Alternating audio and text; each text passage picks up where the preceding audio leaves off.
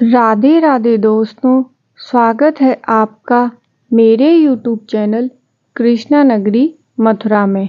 आज हम सुनेंगे करवा चौथ व्रत की संपूर्ण कथा। तो आइए शुरू करते हैं। बहुत समय पहले की बात है। एक साहूकार के 7 बेटे, उनकी एक बहन करवा थी। सभी 7 भाई अपनी बहन से बहुत प्यार करते थे, यहाँ तक कि वे पहले उसे खाना खिलाते और बाद में स्वयं खाते। एक बार उनकी बहन ससुराल से मायके आई हुई थी। शाम को भाई जब अपना व्यापार व्यवसाय बंद कर घर आए तो देखा उनकी बहन बहुत व्याकुल थी। सभी भाई खाना खाने बैठे और अपनी बहन से भी खाना खाने का आग्रह करने लगे, लेकिन बहन ने बताया कि आज उसका करवा चौथ का निर्जल व्रत है और वह खाना चंद्रमा को अर्घ देकर ही खा सकती है। चूंकि चंद्रमा अभी तक निकला नहीं था, इसलिए वह भूख प्यास से व्याकुल हो उठी। सबसे छोटे भाई को अपनी बहन की हालत देखी नहीं जाती और वह दूर पीपल के पेड़ पर एक दीपक जलाकर चलनी की ओट में रख देता है। दूर से देखने पर वह ऐसा प्रतीत होता है कि जैसे चतुर्थी का चांद उदित हो रहा हो।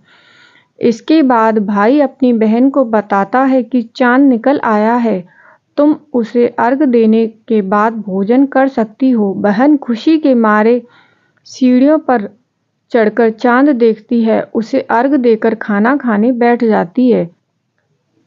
वह पहला टुकड़ा मुंह में डालती है तो उसे छींक आ जाती है, दूसरा टुकड़ा डालती है तो उसमें बाल निकलता है और जैसे ही तीसरा टुकड़ा मुंह में डालने की कोशिश करती है तो उसके पति की मृत्यु का समाचार उसे मिलता है। वह बौखला जाती है। वह चौथ माता के सामने हाथ जोड़कर रोते हुए कहती है, हे चौथ माता, यह तुमने क्या किया?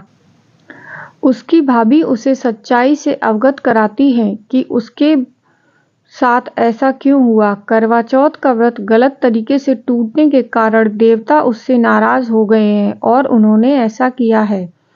सच्चाई जानने के बाद करवा निश्चित करती है कि वह अपनी पति का अंतिम संस्कार नहीं होने देगी और अपने सतीत्व से उन्हें पुनर्जीवन दिलाकर रहेगी। वह पूरे 1 साल तक अपने पति के शव के पास बैठी रही, उसकी देखभाल करती रही। उसके ऊपर उगने वाली सुईनुमा घास को वह एकत्रित करती जाती है। 1 साल बाद फिर करवा चौथ का दिन आया। उसकी सभी भाभियां करवा चौथ का व्रत रखती हैं। जब भाभियां उससे आशीर्वाद लेने जाती हैं, तब वह प्रत्येक भाभी से यम सुई ले लो, पिय सुई दे दो, मुझे भी अपनी जैसी सुहागिन बना दो, ऐसा आग्रह करती है।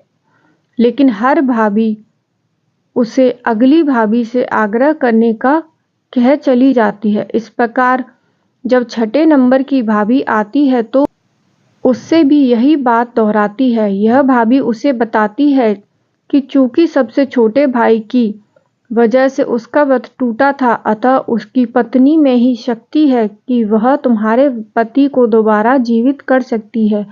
इसलिए जब वह आए तो तुम उसे पकड़ लेना और जब तक नहीं छोड़ना तब तक तुम्हारे पति जिंदा ना कर दे, उसे नहीं छोड़ना। ऐसा कह वह चली जाती है। सबसे अंत में छोटी भाभी आती है। करवा उनसे भी सुहागिन बनने का आग्रह करती है, लेकिन वह टाल मटोल करने लगती है।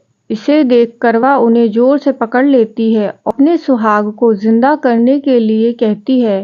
भाभी उससे छुड़ाने के लिए नोचती है, खसोटती है, लेकिन करवा नहीं छोड़ती। अंत में उसकी तपस्या को देख भाभी पसीज जाती है और अपनी छोटी अंगुली को चीरकर उसमें से अमृत उसके पति के मुंह में डाल देती है।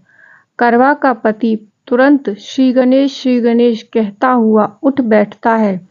इस प्रकार प्रभु कृपा से उसकी छोटी भाभी के माध्यम से करवा को अपना सुहाग वापस मिल जाता है।